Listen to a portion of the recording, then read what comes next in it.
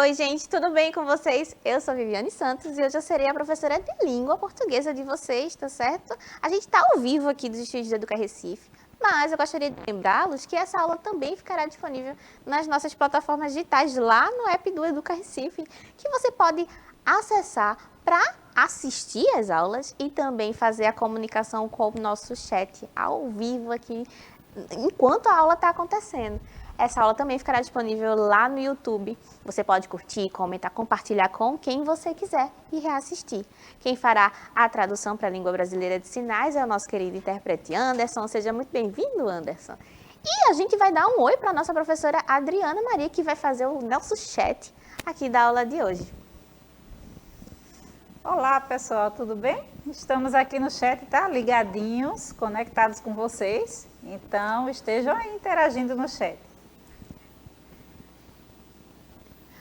E vamos voltar aqui e vamos começar a nossa aula de hoje, que é sobre narrativa, né? Esse gênero textual que a gente vem falando ao longo das semanas aqui. Então, vamos lá. Antes de começar a nossa aula, eu queria que você respondesse lá no chat. Ó, já é um exercício para vocês irem praticando a comunicação aí com a professora Adriana. Por que você gosta de assistir a filmes? Qual é o seu motivo especial de por que você é apaixonado por essa arte? Se você gosta, né? Se você não gosta, aí não tem como dizer. Professora, eu prefiro outra coisa. Prefiro assistir série, prefiro jogar futebol, prefiro jogar videogame. O que é que você gosta de fazer? Mas se você gosta de assistir a filmes, por que que você gosta? Por que que essa é uma atividade que lhe dá alegria, tá certo? Comenta lá no chat. E por que que a gente vai discutir isso ao longo dessa aula, Vivi? Por quê? O que é que isso tem a ver com as narrativas, né? Lembra que a gente vinha estudando? Então, as narrativas, elas são aquelas histórias que são contadas pra gente através de uma ordem cronológica de ações, né? A gente viu na aula passada, que envolve a necessidade de se ter personagens, um tempo, um espaço definido, um enredo, um narrador. Então, todas essas características a gente já viu na aula anterior e a gente recupera para poder falar sobre as narrativas novamente. Ó, o que acontece com elas? As narrativas, elas frequentemente são adaptadas para outras formas de arte. E a essa altura do campeonato, vocês já desconfiam de que outra forma de arte a gente vai falar hoje na aula, né? Estou falando do cinema, né, minha gente? Que é também essa forma aí de contar uma história. Então, a gente entende que as narrativas, que elas existem na forma escrita e elas serão adaptadas para outras formas de arte, como é o cinema, como é o teatro, tá certo? Ó, entre as mais conhecidas formas está o cinema e o teatro, que a gente vai falar um pouquinho na aula de hoje. O cinema é uma forma cinematográfica, une imagens e sons. É uma forma de contar uma história. O filme, que é o produto do cinema, também precisa de um enredo, de personagens, de um tempo narrativo e de um espaço. É bastante semelhante, né? Embora a forma, né, que chega até a gente é diferente, é distinto, enquanto as narrativas elas chegam em formato escrito, através de romances, de contos, de crônicas, de fábulas. O texto narrativo chega por meio do cinema para a gente em formato audiovisual, ou seja, a junção entre som e imagem, tá certo? Mas a intenção é também contar uma história, assim como conta a história um romance, um livro. A narrativa é preservada pelo enredo e a ordem das cenas mantém a cronologia do texto escrito. Olha como a gente consegue preservar alguns elementos do texto escrito, da narrativa escrita, também no audiovisual. Então, a gente também tem a presença do enredo, que é aquela trama, e a gente também tem a ordem cronológica da narrativa, do enredo, que pode também não ser cronológica, tá certo? O filme, muitas vezes, as adaptações, eles optam por fazer uma ordem fora da ordem natural do texto para poder criar o quê? Um suspense, para poder instigar a pessoa que está assistindo a continuar assistindo, manter o interesse do leitor. Então, ele pode obedecer e pode quebrar algumas das regras do gênero narrativo escrito. No começo do cinema, os vídeos eram em preto e branco. Olha, será que vocês conseguem imaginar? Imagina aí no cinema, assistir um filme na TV em preto e branco, minha gente, não tinha cor não. Não tinha cor para dizer como era o contexto, era tudo em preto e branco. Mas com o tempo, né? E além de ser sem som também, o som não era tão utilizado. Até hoje a gente tem alguns filmes que optam por fazer essa estética ainda de usar preto e branco, de reduzir os sons, tá certo? Mas no começo não era opcional, né, como tem hoje. Apenas no começo do século XX, em 1902, é que o cinema ganha cores, tá certo?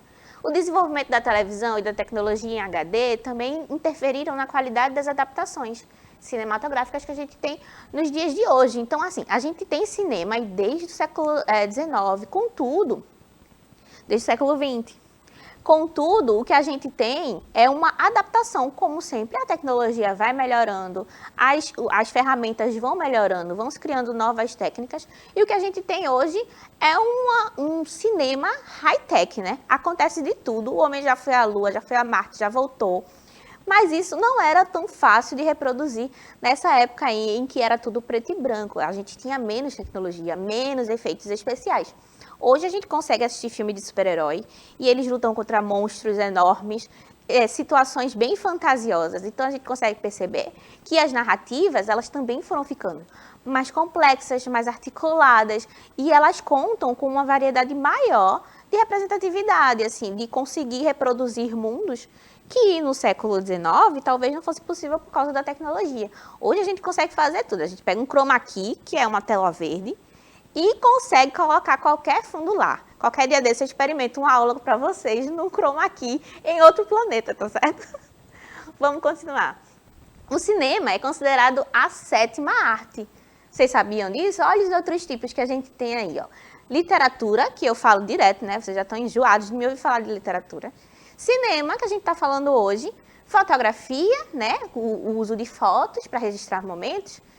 Histórias em quadrinhos que vocês adoram, especialmente os mangás, eu tô ligada.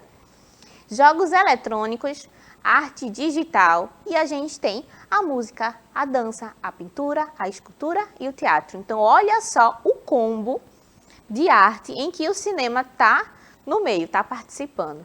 Massa, né? Que a gente consegue se expressar de várias formas distintas. Quando dizem assim, professora, eu não gosto de ler não, eu não gosto de literatura.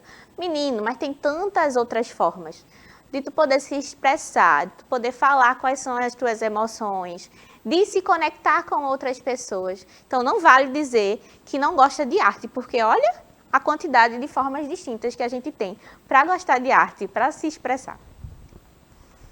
E você sabia que Recife tem um evento de cinema? Sabia não, né? Pois é, menina, eu vou te contar agora que a gente tem o Ensine. E eu convidei um amigo para falar aqui sobre o Ensine. Ele está coordenando, o projeto está à frente e vai explicar para a gente do que se trata o Ensine, que é uma plataforma para falar sobre cinema, para discutir cinema. E ele vai explicar mais para a gente agora, tá certo? Olá pessoal, eu sou Kilson Stelfran, coordenador do SETCine, setor de cinema e audiovisual na educação do Recife. Estou hoje aqui para falar para vocês a respeito do Ensine. Isso mesmo, o Ensine. Mas o que será o Ensine? O Ensine é o maior evento de audiovisual das escolas públicas municipais do Brasil. Isso mesmo, é um evento daqui, da gente do Recife, criado e idealizado pelo SETCine e realizado pela Secretaria de Educação. Bem, esse ano a gente vai para o quarto Ensine, isso mesmo, o quarto evento. Mas, devido à pandemia, teremos um evento virtual. Se vocês quiserem saber mais um pouquinho a respeito do Ensine, vocês entram no site Ensine, escrito assim, ó, como está aqui na minha camisa, EMCINE, ensine.educ.rec.br, e lá vocês vão ter várias informações, fotos dos eventos anteriores e muito mais, tá, gente? Também, através do site, vocês poderão entrar na aba Inscrições e lá vocês poderão ver a quantas categorias vocês podem concorrer. Isso mesmo, vocês, estudantes da Rede Municipal do Ensino do Recife, e os professores. Nós temos aí as categorias audiovisuais, como animação, Minuto Lumière, Conta o Conto, videoclipe, documentário, ficção e novas categorias para você que gosta aí das redes sociais, daqueles vídeos que a gente faz para aquelas conhecidas redes, sabe? Os vídeos de 1 minuto e um pouquinho, podem ser vídeos engraçados ou não. Você também pode concorrer aí com o seu vídeo no Ensine ao troféu SETcine de audiovisual, tá? Então, se inscreve lá. Além disso, vamos ter competição de hip hop. Você pode mandar o seu vídeo aí de hip hop, meta reciclagem e fotografia. Entrando no site, aquele que eu falei para vocês, que vai estar aqui novamente aqui, ó, tá? Você entra em inscrições e lá tem todos os regulamentos para vocês se inscreverem e participarem desse evento, que vai ser muito legal. A gente também vai ter atrações musicais, nós vamos ter palestras aí com pessoas bem interessantes. E para você, professor, tem uma novidade. Nós vamos ter o primeiro fórum SETcine de audiovisual aí dentro do Ensine, certo? Então, quando vai ser o evento, Kilson? Vai ser em dezembro. Fica atento às datas, vai ser tudo virtual, ok? Eu espero por vocês lá. Gente, que massa, né? Olha aí, vocês podem também participar do Ensine. Olha que fantástico. Quem aí já pensou em ser cineasta? Conta pra mim no chat. Quem nunca, né? Quem nunca quis produzir um filme, produzir a sua própria versão, a sua própria história? Pense numa oportunidade massa de vocês fazerem tudo isso através do Ensine. Então, vão lá. Vão no site, visitem o regulamento e caso vocês se interessem, vocês podem se inscrever e participar. De repente, vocês até ganham o prêmio do SETcine, hein? Ia ser massa, né? Ó, vamos continuar. Sabe outra forma também de consumir arte? Eu estava falando aqui do cinema, mas também tem a literatura, né? E aí, Vivi? Eita, Vivi, eu não tenho acesso à literatura, eu não tenho acesso a bibliotecas, eu não tenho acesso à livraria. Mas sabia que dá para ler online? Olha, a gente tem a Árvore do Livro, que é essa plataforma que vocês podem utilizar aí em casa para acessar literatura, para acessar livros literários, e aí vocês podem ler à vontade. Como é que eu acesso isso, Vivi? Eu nunca pesquisei. Olha o QR Code aí na nossa tela, menino. Aponta a câmera do teu celular para esse QR Code e ele vai te direcionar lá para a Árvore do Livro. Lá tem centenas e vários livros disponíveis para vocês. E como é que vocês acessam isso? Fazendo o login aí, que é o número de matrícula de vocês e a data de nascimento. Então, ninguém aqui tem desculpa para dizer que eu não estou incentivando arte, para dizer que eu não estou dando opções de vocês aí de entretenimento e de cultura, minha gente. Então, vamos ler e vamos participar do Ensine também, beleza? Ó, outro gênero narrativo bem conhecido é o conto, né? A gente vinha conversando sobre o conto de fadas na aula passada. A gente viu como é que ele se comporta, quais são as características principais. Eu contei aqui o conto da Cinderela para vocês, né? Super animado. Mas esse aqui não é um conto de fadas, não. Esse aqui é um conto mais realista, tá certo? O conto, ele é parecido com romance, com uma estrutura mais curta, poucos personagens, espaço mais restrito e tempo mais curto, tá certo? Então, ele se parece muito, se assemelha muito com o romance. Contudo, ele tem expressões um pouco menores, ele tem menos personagens, o espaço de tempo é mais curtinho. Então, se no romance eu tenho meses, anos, no conto eu vou ter semanas, eu vou ter dias, eu posso ter até uma manhã. O conto inteiro pode se passar em poucas horas, tá certo? Tudo é menorzinho no conto, inclusive a extensão do texto, que também é menor.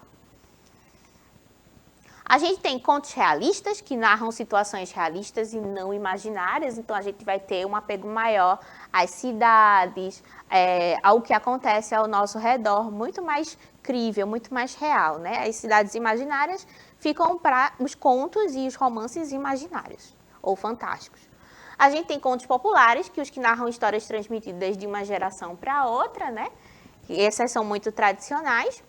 Os contos fantásticos, que são aqueles em que as histórias apresentam mistura de realidade com ficção e confundem os leitores com acontecimentos absurdos. Então, sempre que a gente questiona, opa, esse acontecimento aqui está esquisito. Acho que isso não diz respeito à realidade, não. Pode ser que a gente esteja tratando de um conto fantástico, tá certo? Contos de humor, os que narram histórias que têm como objetivo divertir os leitores. Quem é que não gosta de ser divertido? De quem é que não gosta de humor, de graça, né? Então, é muito mais fácil consumir produtos assim. Então, a gente tem também os contos de humor. Os contos infantis, que a gente já discutiu um pouco na aula passada, que são os que narram histórias para crianças e têm a intenção de transmitir uma lição moral, né? Muito parecido com o que a gente viu da fábula, que tem essa função aí moralizadora, essa função instrutiva de ensinar alguma coisa à criança que está em processo de aprendizado. Então, ela vem aí, através de uma situação com relação a animais, fazer uma metáfora do que poderia ser a nossa própria vida, a nossa própria existência. E a gente também tem os contos psicológicos, que são os que narram histórias que envolvem lembranças e sentimentos, e tem a intenção de levar o leitor a refletir. Esse é o texto que pesa na consciência, sabe? Quando a gente lê e fala, meu Deus, eu preciso questionar minha vida todinha agora. Esses são os contos psicológicos. Mas são muito bons. A gente também tem os contos de terror, que são os que narram histórias cheias de mistérios, suspense e medo. Esse aqui é só para os corajosos. Eu confesso que eu não sou muito fã de terror, não. Mas para quem tem coragem, para quem gosta, pode ser bem divertido, tá certo? E a gente tem os contos de fadas, que vocês já estão cansados de me ouvir falar sobre os contos de fada, que narram histórias que envolvem príncipes, princesas, se desenvolvem em torno de um acontecimento trágico, mas que tem, na maioria das vezes, um final bem feliz. Lembrando que esse final feliz é uma adaptação que a gente fez bem aí recentemente, né? Os contos de fadas originais, eles não tinham finais felizes, não, viu, minha gente? Eles tinham uns finais bem tristes. Mas antes da gente continuar, vamos dar uma passadinha no chat para ver o que é que vocês estão falando para a professora Adriana, porque não me colocaram na conversa até agora, eu quero saber, eu sou curiosa. Vamos lá? Menina, olha, esses meninos estão aqui falando que gostam de mangás, que também gostam de terror. Eu perguntei para eles, né? Gosta do conto da Cinderela. Estão aqui comentando aqui, dizendo que não gosta também de terror.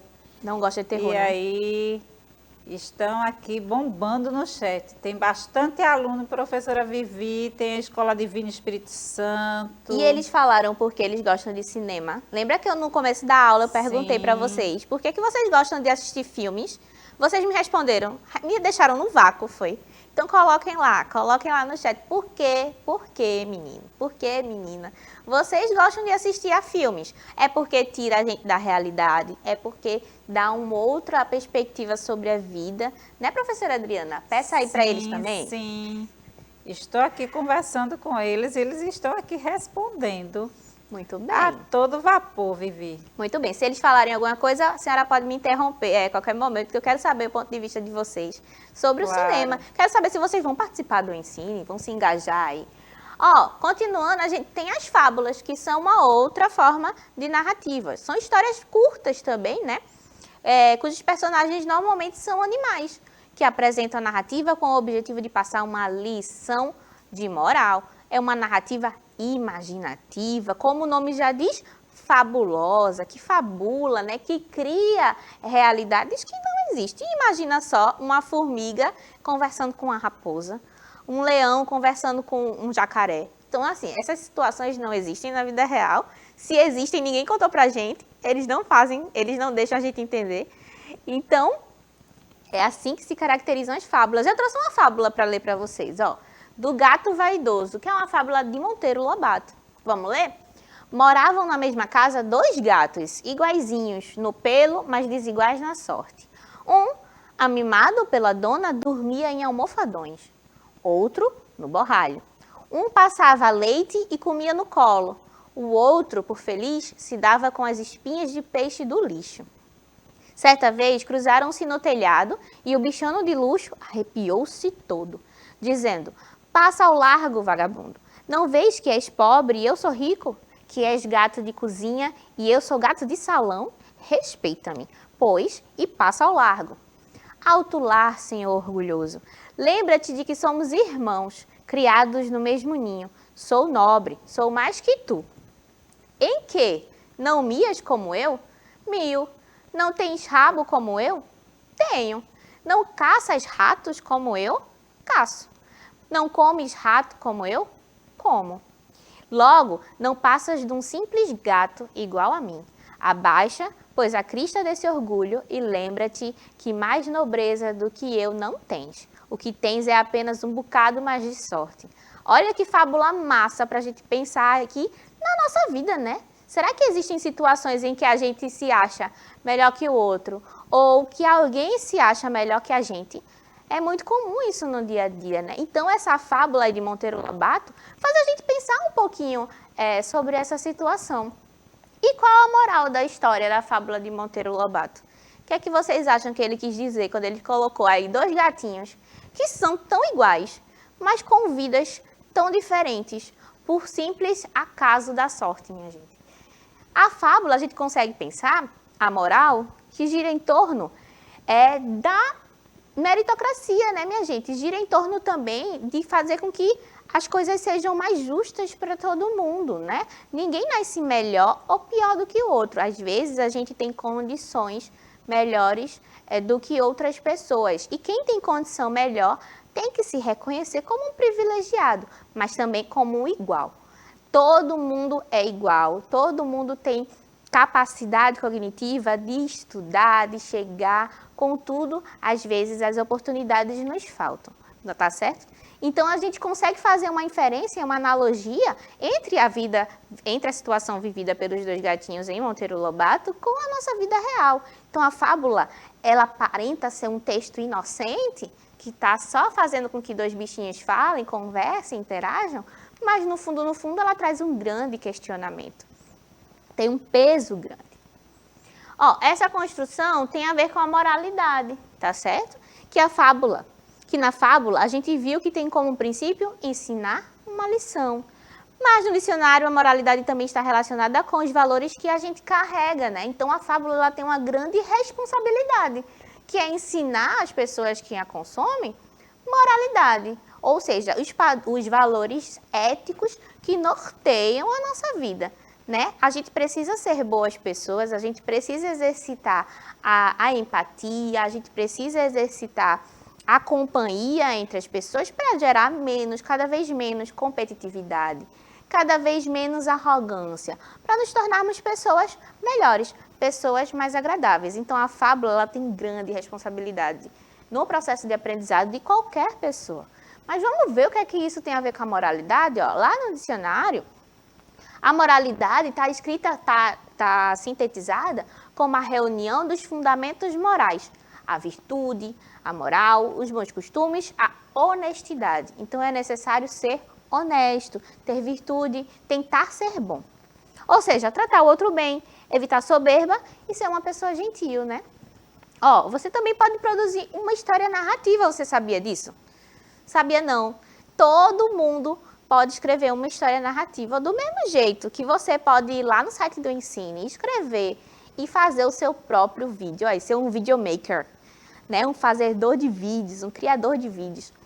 Vocês fazem isso nas redes sociais, então podem fazer também para o Ensine, tá certo? E concorrer lá nas categorias que o Kilson falou pra gente, você também pode criar a sua própria história. E como é que eu faço isso? Quais são os tópicos que me ajudam na hora de fazer uma história, de fazer uma narrativa? Desculpa. Primeiro, eu posso escolher um fato relevante. Depois, eu preciso escolher um narrador e a perspectiva mais adequada. Então, primeiro eu escolho o tema. Eu quero escrever um conto de fadas. Então, eu preciso, seguindo os critérios do que precisa ter no conto de fadas, escolher meu príncipe e minha princesa, escolher quem vai ser o vilão e tal, e em seguida eu escolho o narrador. Quem é que vai contar a minha história? É um narrador observador? É um narrador onisciente? É a própria personagem, a protagonista? É o vilão? Quem é que vai contar a minha história? Delimite a linha temporal que será narrada, tá certo? Selecione seus personagens, reais ou não, e analise suas prioridades em relação aos fatos. Analise as características temporais e espaciais relevantes de serem compartilhadas e selecione as informações, ou seja, quando você está construindo ali a sua história, é necessário fazer uma curadoria, ou seja, o que é importante ter na minha história? O que é que vai guiar o meu leitor e manter o interesse dele comigo?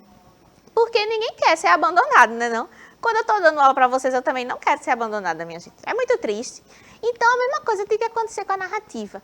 Quando você está escrevendo o texto, você tem que fisgar o seu leitor aos pouquinhos para que ele não lhe abandone, tá certo? Eu tenho certeza que vocês iriam arrasar tentando produzir a própria narrativa de vocês.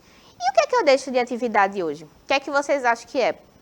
É um convite, Na verdade, tente criar o seu próprio curta-metragem ou o seu próprio vídeo narrativo e envia lá para o Ensine. Vai lá no site que o Kilson mostrou e que está na tela novamente, e aí você pode fazer toda essa logística que o Kilson ensinou a gente e participar. Vai que você ganha, vai que você vira o próximo filmmaker aí da sua escola, da sua rua.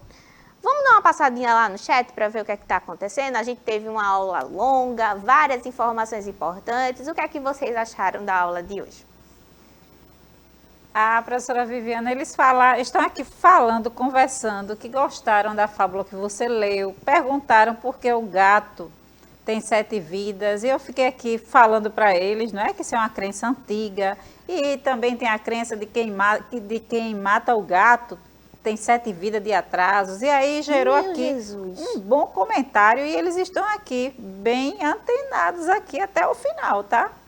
E bastante alunos aqui na aula. Então, um abração e até a próxima, pessoal. Minha gente, pelo amor de Deus, não matem os gatos, não. Deixem os gatos vivos. A gente não sabe por que eles têm 7 vidas. Normalmente, acho que deve ser um mito, né, professora Adriana? Alguém sim. deve ter contado para alguém. Alguém viu um gato pulando de um telhado. Sim, sim. E aí ele conseguiu fazer isso várias vezes, sobrevivendo. E isso é a história que eu tô contando agora, né? Tô inventando. Amaram a aula. Estão aqui achando a aula maravilhosa. Olha, já que vocês precisam criar histórias narrativas, vocês podem contar por que o gato tem 7 vidas. Não seria um roteiro bom para mandar para o Ensine? Tá vendo, minha gente? A oportunidade está lançada aí nas mãos de vocês. Vocês vão perder. Vão lá no site e façam a inscrição de vocês, que vai ser massa o evento. Lá em dezembro, tá certo? Eu vou me despedindo por aqui. A nossa aula tá acabando. Oh, que triste. Mas não fica triste não, tá? Na próxima aula, a gente volta falando sobre narrativa ainda.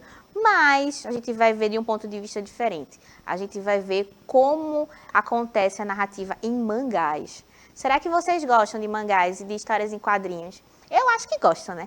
Eu adoro. Eu adoro ver a junção de imagem e texto ali.